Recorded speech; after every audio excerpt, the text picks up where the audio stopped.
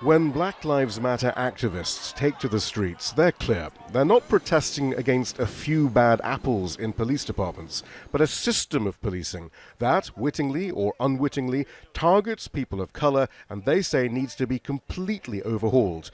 The widespread use of facial recognition software by police forces, apparently unconcerned by the technology's inaccuracy, is a clear example of this.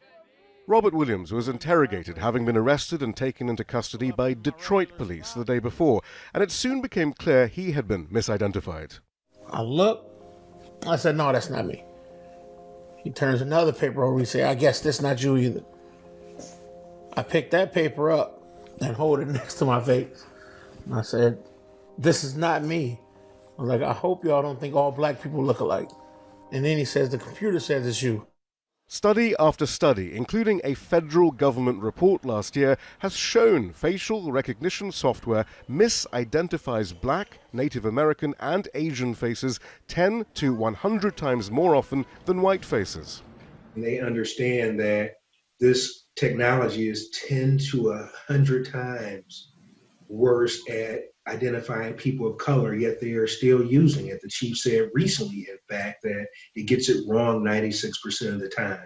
And there's also the fact that they were using this technology for over a year and a half without any guidelines or any public knowledge about its implementation. Because the officers who interrogated Williams mentioned a computer had identified him, we know inaccurate facial recognition software and careless police work were to blame for his arrest. But there are no nationwide records about how often people are wrongly arrested as a result of recognition software, even though, according to the American Civil Liberties Union, the software has been used hundreds of thousands of times by the FBI, for example. We do know from the Detroit Police Force's records that this software, proven to be unreliable in identifying African Americans, is overwhelmingly used on African Americans. Facial recognition software has been used 70 times as of June 22nd by the department. In 68 of those cases, the photo was of a black person taken from social media or security cameras. Hey, Julia. Julia, do you know why Daddy got arrested? Because they looked that up on the computer. To have my girls out there and seeing that was, their first interaction with the police, and for that to be what it was, to them taking their dad, we're always going to wonder now, how much did this affect them? Civil liberties groups are calling for bans at the federal and local level of the use of such software.